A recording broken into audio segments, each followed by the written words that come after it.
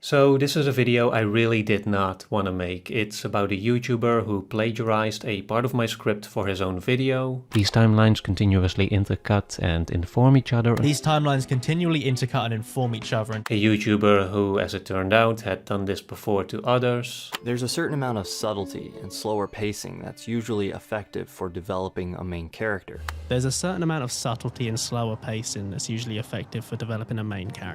And who, after we tried to resolve it amicably in private, just kept on doing it again and again. By this point, the Tarantino set piece is a trademark. one of his trademarks. While accumulating hundreds of thousands, sometimes even millions of views. This is a single unbroken 90-second take. This scene is a single unbroken 90-second take. And so, after discussing it with those involved and seeing no other recourse, here we are, let's talk about plagiarism. So I'm just gonna jump straight into the full story. A few months ago I was watching this video essay on the movie Oppenheimer by the fairly popular YouTube channel Archer Green, who at some point made an observation that I also made in my own video about that movie. In Memento we were presented with two timelines. One that starts at the very end of the story and that plays out in reverse chronological order. One that starts at the end and goes backwards. And one that unfolds regularly from the earliest point in the story. And one that starts at the beginning and goes forwards. And that's okay, that can happen. I didn't think it was a particularly mind-blowing insight to begin with. But then I recognized one line that was exactly the same as it was in my script. These timelines continuously intercut and inform each other until they ultimately converge in the middle, which to us is the end of the movie. These timelines continually intercut and inform each other until they finally converge in the middle, which to us is at the end of the movie. And that's when it got worse. If we strip it down to its absolute essence, there are also two converging timelines here. If we strip it down, we have two timelines. One that follows Oppenheimer's life up until the Trinity test in 1945. Oppenheimer's timeline follows his life up until the Trinity test in 1945. And one that begins with Strauss's Senate confirmation hearing in 1959 and that sort of looks backwards to cover everything that happens after Oppenheimer creates the bomb. Strauss's timeline begins with his confirmation hearing in 1959 and sort of looks backwards to cover everything that happened after Trinity. The point of convergence for both of these stories is a conversation between Oppenheimer and Einstein that took place in 1947. And both of these converge in 1947 with Oppenheimer's conversation with Einstein. As you can tell, at this point it's just my video verbatim, copying both the writing as well as the ideas that were being conveyed. In this middle section of the story, that we find a key revelation that not only ties the two storylines together, but that also gives us a pivotal insight into our main character. It's in this moment that we not only tie the two timelines together, but it's also a pivotal moment in both characters' journey. It gives us one last insight into Oppenheimer's mind that helps us to understand both the true outcome of the first timeline, of everything that happened before the Trinity test. We get a final look into Oppenheimer's worldview, helping us understand the true outcome of the first timeline. He even messes it up here at the end. As well as the motivation that has been the true driving force of everything that came after. It also helps us understand Strauss's motivation, which was the true driving force of everything that came after Trinity.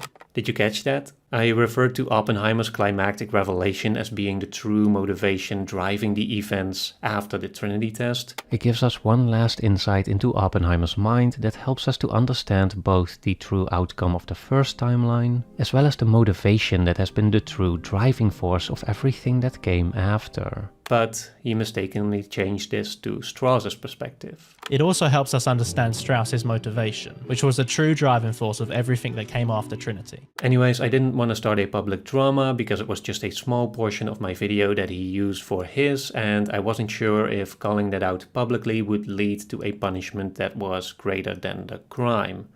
Especially considering the possibility that this was just a one-time mistake. And so I reached out to him privately. I said, hey, it looks like you copied a part of my work. I'm not asking you to take down the video or anything, but I do wish you could have given proper credit and hope you can do so in the future. To which he replied that he checked both videos again and acknowledged they were indeed very similar. He apologized, claiming it wasn't deliberate, that he made notes of my video while researching his, and that he must have relied on them too heavily while writing his script. I replied accepting his apology and also to once more emphasize that my issue was not that he didn't change the words enough, but rather that he took the idea from me without clearly acknowledging that in the video. He then thanked me for my understanding and for the advice, included a reference in the description of his video, which, is not great, but it's something, and assured me that he'd keep it in mind in the future. And I was hoping that would be it, but around the same time, my friend and fellow creator Thomas Flight got an email from a fan warning him that a video of his had been plagiarized. That there's this channel called Archer Green who made a video that was very similar to his.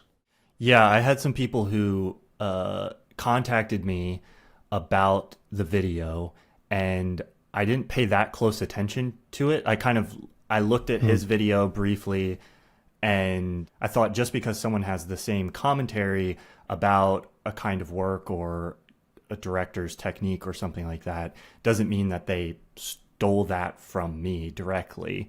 I don't own any piece of commentary that I come up with. But then later another fan contacted me, and they actually brought to my attention that I hadn't noticed a place in the video where Archer Green had actually directly ripped my script for part of his video. However, when trying to quickly create a memorable minor character, there's often not enough time to be subtle about things. However, when trying to quickly create a memorable minor character, there usually isn't enough time for subtlety. The Coen brothers are a lot of things, but subtle is not one of the words I would use to describe most of their filmmaking. Subtle is not one of the words I'd use to describe the Coen brothers. The over-the-top and exaggerated style they've perfected for their comedy films makes them well-suited to create these characters quickly. Their over-the-top style developed for their comedy films makes them well-suited to quickly develop memorable side characters. But they've also learned to apply some of those techniques more subtly in their dramatic films. But these techniques are also applied in their dramatic films. If he had just made a video on the same topic, to me, I would have just given him the benefit of the doubt and marked it up to, hey, maybe we just had the same idea. But knowing that there was literally pieces of my script that must have been transcribed or copy and pasted into his video without any credit, to me, that's what crossed the line. After this, Thomas also reached out to Archer Green. What was his initial response? He apologized and took the video offline, which I requested. So it was very amicable. He agreed to take it down and seemed sorry about the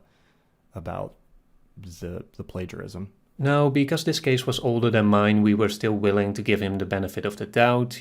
Clearly this guy made some mistakes in the past, and I don't know his life. Maybe he genuinely didn't believe he was doing anything wrong. Maybe he just didn't know the proper etiquette for referencing other works, which, to be fair, is still kind of foggy in the YouTube community, and which is an issue I'll get back to in a bit. But surely, now that he's been called out privately by two somewhat sizable creators, maybe he'll at least make an effort to do better from now on. Nope. One of Archer Green's latest videos is about Quentin Tarantino, and at one point discusses the Tarantino set piece as a trademark of his work. By this point, the Tarantino set piece is one of his trademarks. Just as this video by The Discarded Image did about 4 years ago. By this point, the Tarantino set piece is a trademark. Julian, who runs the channel The Discarded Image, also happens to be a friend of Thomas and mine, which is why we were even made aware of this in the first place. He's modified it somewhat, and it was a video that was co-written and edited by Luis Azevedo, and that section of the video is one of the more kind of like dynamically edited pieces. Major Marquess Warren, baiting the general. I know the day he died. Major Marquess Warren, baiting the general. I know the day he died. So, it was not just like taking the words that we wrote, but also emulating the editing style. An unsuspecting beginning, An unknown start, rising tension, mounting suspense, and in some parts, literally using the same words and the same B-roll from the films. and then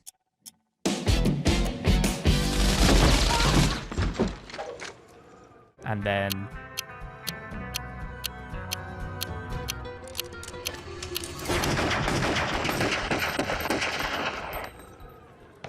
I've been out of the YouTube game for a little while, so I'm not sure it offended me that deeply myself, because it's an old video, but it was in the context of what's been going on with you guys that that I thought it was more egregious and sent it to you. It's kind of baffling, really, that someone, after being told that they're plagiarizing, if I was in his position and I was an up and coming YouTuber, and two big video essayists who are well known in the scene got in touch with me and said, "You're plagiarizing our work, can you stop it please?" I'd be mortified. Like, I'd be living in a cave right now, probably.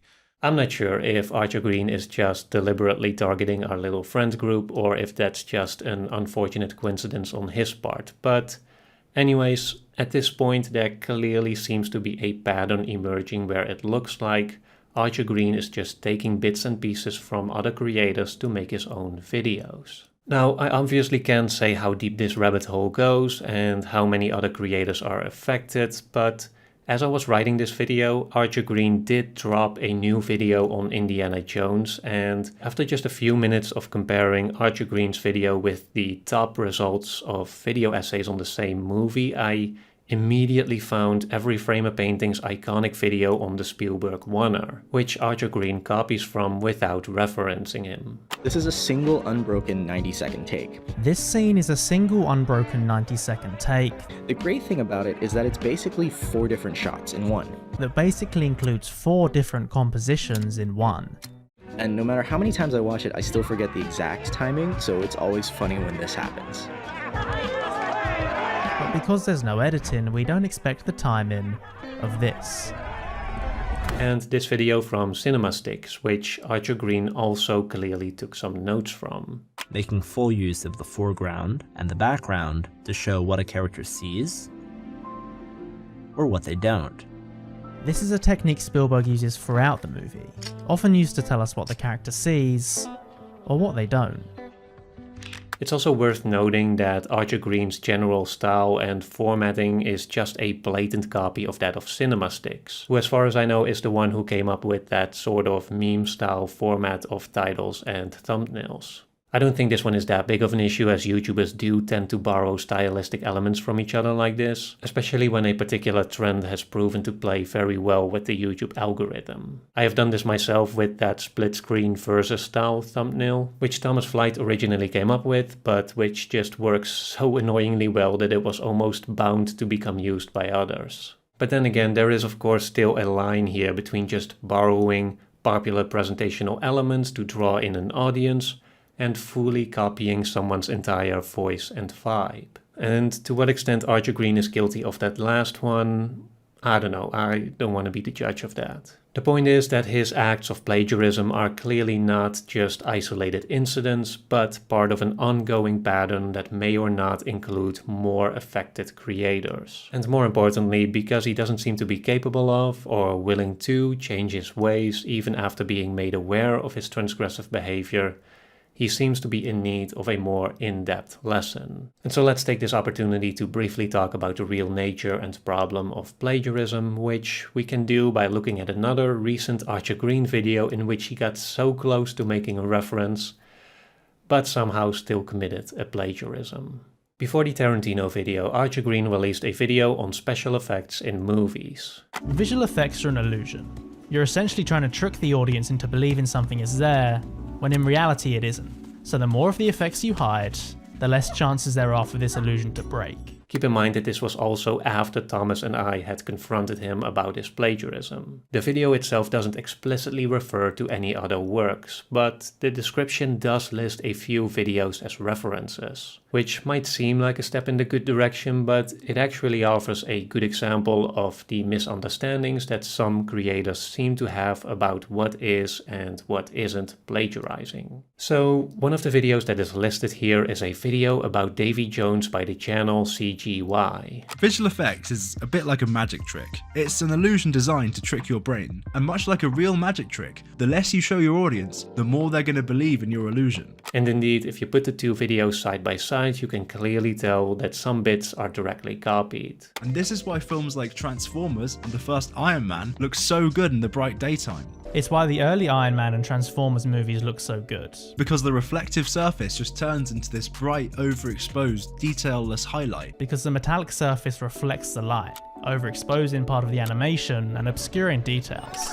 And more generally, that some of the same ideas, including the same examples to explain them, are carried over. And so, dark lighting is obviously ideal for this, because all of this darkness is just going to occlude your CGI naturally. Almost all of Davy Jones's scenes are in low light or during nighttime. His face is covered in shadows, so the effects are concealed in a natural way. But how does pure daytime brightness hide anything? But then we also have scenes like this. Well, this plays in masterfully with the reflective nature of his skin. But a lot of the detail is actually still hidden. How?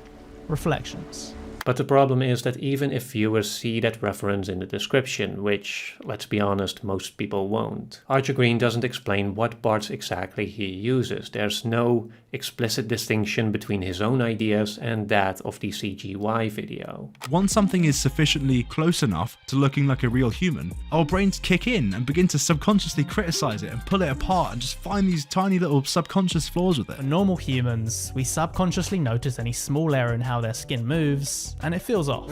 He would begin to edge into the territory known as the uncanny valley. And so that's why a photorealistic CG human still hasn't really been done yet. It's the uncanny valley effect. It's why fully CGI human characters have never been 100% perfect. And that is what makes it plagiarism. That's what makes this whole thing so problematic. He passes every idea off as if it were his own, and in doing so virtually erases the work of all those creators who came before him and whose ideas allowed him to make his videos in the first place. Whereas, you have no idea what a living tentacle beard should 100% correctly look like. But for Davy Jones, we have no idea how a living tentacle beard should 100% look. They pulled Jones out of the uncanny valley, So he's pulled out of the uncanny valley. stopping our brains from reading him as a fellow human face, which in turn stops that criticism instinct from kicking in and more easily accept him as something real. Stopping us from noticing any inaccuracies, and our brain more readily accepts this illusion as being real. Now, as mentioned before, there aren't any formal guidelines for properly making references in a YouTube video. Not unlike in the academic world, where you have to adhere to strict formats that all look slightly different depending on what kind of source you're referring to, be it a book, a research paper, a web page, or whatever. And so I get that it's hard to know where to draw the line in an online space where all this is still a work in progress, especially if you haven't been formally educated on any form of referencing in the first place. But there are some basic principles that I think anyone should be able to grasp.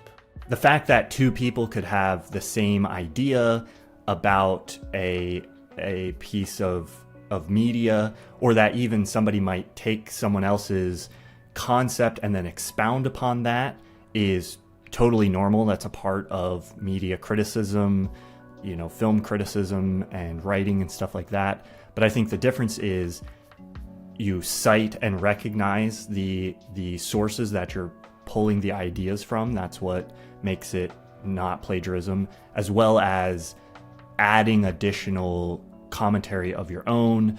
The bulk and substance of the work should be something that is original to the person.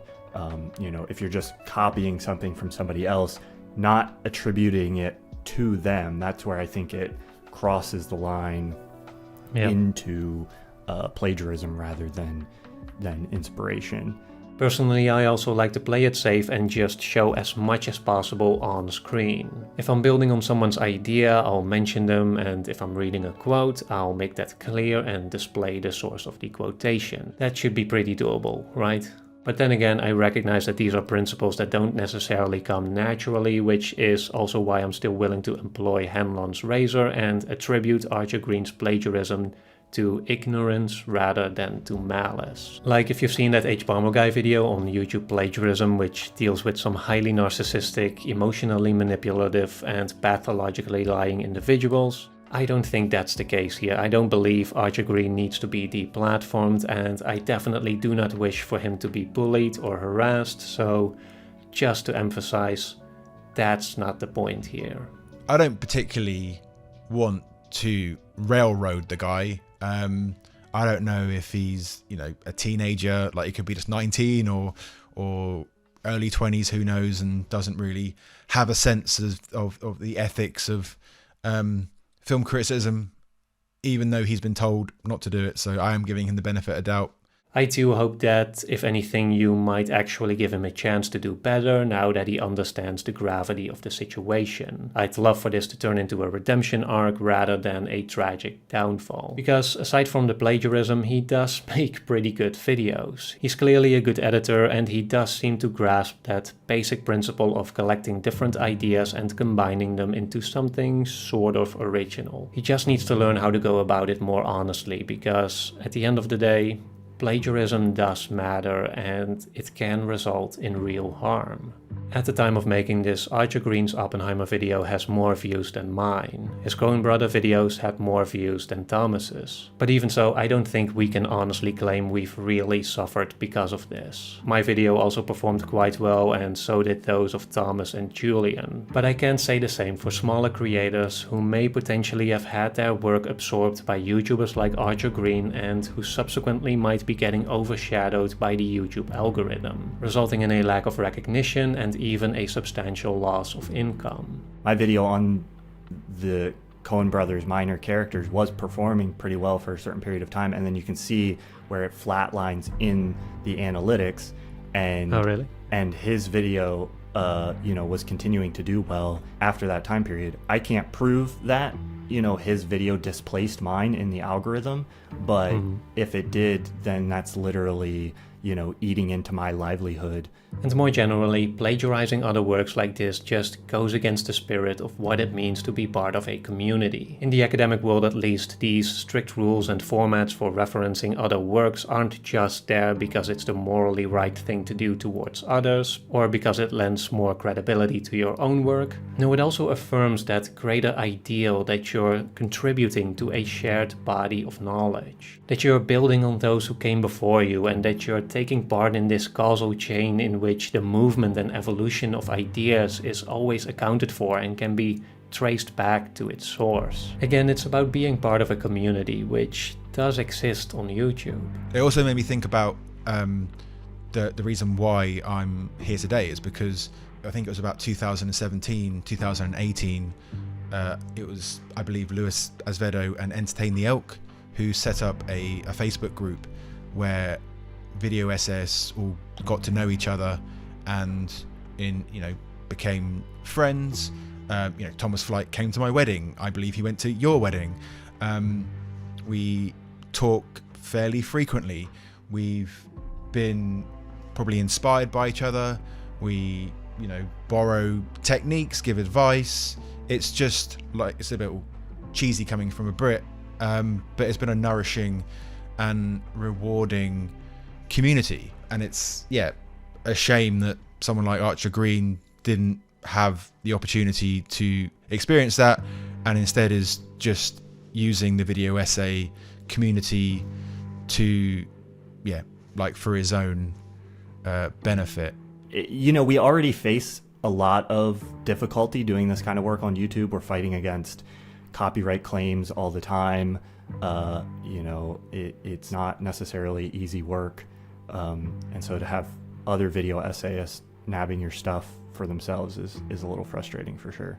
And even if you don't care about any of that, you might still want to do better just for your own sake. When you do this kind of thing, it is a detriment to your viewers and yourself, because you're not developing your own skill in analysis and commentary. You're just relying on regurgitating what other people are saying. And so when you eventually inevitably get found out or caught, then you're going to be up the creek because you haven't developed that ability on your own. On a more practical level, it's also just so much easier to just directly quote someone rather than go through the hassle of rewriting their words enough for it to not look like plagiarism anymore. And much more interesting to explicitly respond to pre-existing ideas rather than try and pass them off as your own. Because that way you can really draw that line between what has already been said and your contribution to it. That's where you can bring in your own originality, where you can really add thoughts and ideas that are unmistakably yours. Plus, it also shields you from taking a reputational hit by becoming the subject of a video like this one. It's a shame because he's about 100,000 subscribers now, and I know how difficult it was for me. I know how much work I put in to get to that point, and it's a shame to put all that work in and take a reputational hit like this, which I'm sure is going to happen. But you play with fire, you get burned. Anyways, to close this off, I just want to emphasize once more that while I think it is important to hold plagiarizing channels accountable, both for the sake of the creators whose work is being stolen, as well as for the sake of the fans who aren't aware that a channel they like is stealing from others, I also believe there's room for compassion and understanding here. Especially in this case, I think that if in his next videos Archer Green would be only slightly more mindful about using other people's ideas, then all of this would be resolved and I'd happily take this video down. But I guess that's up to him. He has, obviously, it seems like the capacity to do analysis and commentary outside of what he's taking from other people. So just do only that. It's harder. You have to think a lot and come up with whole videos on your own. That's why it takes us like a month to make a whole video. But that's what you have to do. That's the name of the game. Do better if you can, Archer.